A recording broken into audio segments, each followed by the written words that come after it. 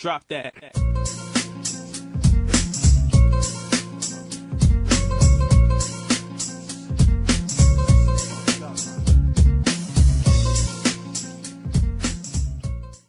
Now here at Waterfront Park in Trenton, New Jersey, speaking with Yan Gomes, catcher for the New Hampshire Fisher Cats. Yan, you're one of two catchers assigned to guide this New Hampshire pitching staff, and what can you tell me about the success that the staff has had thus far in 2011? Well, it's just we got a lot of guys with experience out here, even though we have some young guys. Just the older guys coming in and like kind of guiding the way for the young guys just made it a lot easier. Just the kind of competing factor of it. The pitching staff credits you and Travis Darno with helping them progress throughout the season and throughout their minor league careers. Is that one of the better compliments that you can get as a catcher, to have your pitchers say that you helped them so much? Oh, absolutely, but the thing is, I'm sure Travis would say the same thing. We can't just take all the credit, because we got Pete Walker, our pitching coach, who's unbelievable, and Sal Fasano, who is a great big leaguer who helps us out a lot too. So that goes with what goes in with the pitching. Absolutely. Now, Sal, you mentioned major league catcher many years. Does Sal really help you guys and teach you guys a lot? Oh, absolutely. The whole game, everything about the game. Like, we was sitting the whole game. When I'm out catching or when Travis is not catching, we just sit next to him and just learn what he's saying. Like my catching style changed dramatically from last year to this year, and so has Travis. It just helps a lot being with Sal. Now, we talked about Travis a couple of times thus far in these quick couple of minutes, and you pretty much paired up with Travis Darno, who's another solid catching prospect with the system. Obviously, that reduces your playing time, unfortunately. How does that affect your outlook and just your approach? It's kind of more of like an excuse. You say like when I don't get in there every day, but I just got to take the bull by the horn and just go with it. Travis is a great player, so I just got to be ready every day to go out and play. Now, there's another considerably well-known catcher within the Blue Jays system, J.P. Arancibia, who's up at the major league level now. And I read that you played with him in college. What can you tell me about your time with him, and what's up with these guys holding you back so much? Well, I actually remember when I got drafted, and JP was maybe in Double-A here, and I was like, hey, watch out, I'm coming for you again.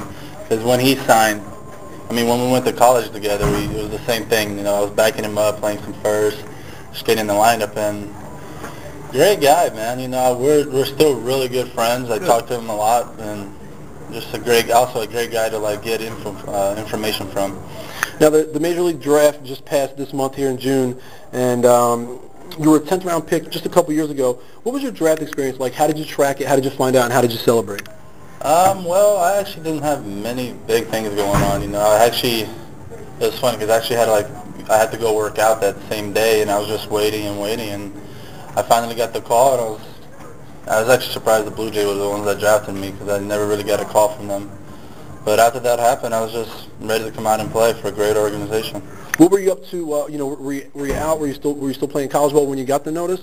No, I was actually sitting in my house getting ready to go, because I'm not gonna lie, I was kind of tracking him, but then I was like, because I thought I was gonna go in the top 5 or 6 rounds. So then as soon as I saw that pass, I was like, I'll go sometime. So I just left, and then my parents gave me a call, and I was picked. Okay. Wanted to ask you. You got a major leaguer out here rehabbing against the team. We're speaking on Wednesday, and Phil Hughes is pitching for the Trenton Thunder down from the Yankees on a rehab assignment. When you have a major leaguer that you're facing, rehab assignment or otherwise, spring training, do you or your teammates really, considerably get more up or more amped for opposition like that? Absolutely. It's kind of like playing against a big name. You definitely do want to get out there and see what you can do against these guys, but especially seeing Jesse Litch pitch yesterday, you see how he can handle himself when he's doing this really good, and you can see But other than that, it's just kind of like the same game, except they're a little more experienced than all of us. A couple more quick things before I let you go, and thank you so much for taking the time. Who were some of your favorite players growing up? Let's see, Shannon Stewart.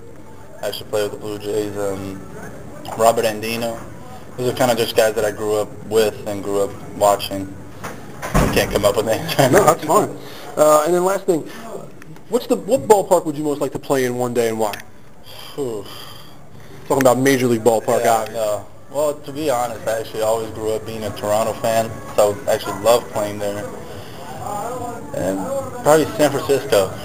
It's just seeing the great history that they have and just being out on the West Coast. Never been out there. Okay. That's all I got for you. Thank you so much, Yan, for taking time. All right.